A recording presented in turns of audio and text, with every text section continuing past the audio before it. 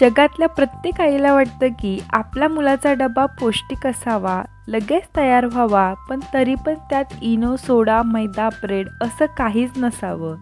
तर तुम्ही अशाच रेसिपीच्या शोधात असाल तर हा व्हिडिओ फक्त तुमच्यासाठी। नमस्कार, मी सुचिताज किचन अँड लाईफस्टाईल या यूट्यूब चॅनलमध्ये तुम्हा सर्वांचे मी मनपूर्वक स्वागत करते। तर आपण आजपासून शाळेचा डब्बा ही सिरीज चालू करतोय आणि आज आपण पौष्टिक गव्हाच्या पिठापासून झटपट होणारा टिफिन किंवा नाश्त्याची रेसिपी करतोय। खूप सोपी रेसिपी आहे, त्यामुळे व्हिडिओला एक लाईक नक्की करा।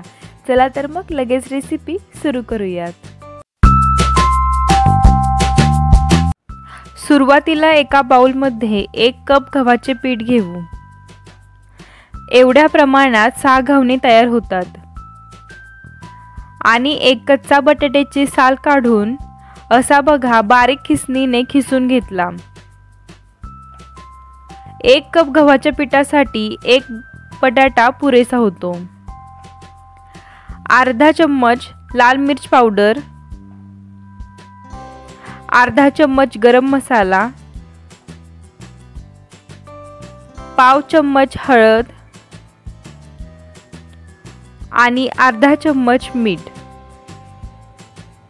आणि बारीक चिरलेली कोथिंबीर। आता थोडे थोडे पाणी घेऊन हे मिक्स करायचे। गाठी अजिबात ठेवू नये, नीट एकजीव होईपर्यंत मिक्स करायचे। आणि तुम्ही जर पहिल्यांदाच माझे व्हिडिओ पाहत असाल, चॅनलवर नवीन असाल तर चॅनलला सबस्क्राइब करून शेजारील बेल आयकॉन दाबायला अजिबात विसरू नका, म्हणजे तुम्हाला माझ्या सर्व रेसिपीचे नोटिफिकेशन नेहमी मिळत जाईल। चला आता मिश्रण आपले तयार झाले आहे। आता लगेच घावणे करायला घेऊयात। त्यासाठी गॅसवर तवा गरम करण्यास ठेवलाय। तवा चांगला गरम झाला की मग गॅस मध्यम ठेवून तव्याला तेल लावून घ्यायचे आणि मग हे मिश्रण थोडे हलवून घेऊन मग असे तव्यावर पसरवायचे आणि मग झाकून 2 मिनिट मध्यम गॅसवर ठेवायचे। 2 मिनिट झाले की मग झाकण काढून यावर बटर, तेल किंवा तूप लावायचे। मी इथं तुपाचा वापर करते। नंतर उलटून दुसरी बाजू छान भाजून घ्यायची। 5 मिनिटांनी उलटून बघा, अशा सोनेरी रंगासारखे भाजून घ्यायचे।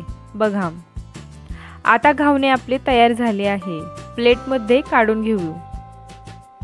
अशाच पद्धतीने बाकीचे घावणे करून घेऊयात। आता घावणे खायचे कशासोबत, तर तुम्ही सॉस सोबत किंवा खोबऱ्याच्या चटणी सोबत पण खाऊ शकता किंवा लोणच्या सोबत सुद्धा खाऊ शकता। तर अशा प्रकारे आज आपण पौष्टिक, खूप सोप्या पद्धतीत आणि पटकन तयार होणारी टिफिन रेसिपी बघितली। तुम्ही सकाळच्या घाईत नाश्त्याला सुद्धा ही गव्हाचे पिठाचे घावणे बनवू शकता। त्यामुळे व्हिडिओला एक लाईक नक्की करा आणि शेअर करा। चॅनलला सबस्क्राइब करून शेजारील बेल आयकॉन दाबायला अजिबात विसरू नका। पुन्हा भेटूया अशाच एका छानशा व्हिडिओसोबत। तोपर्यंत धन्यवाद।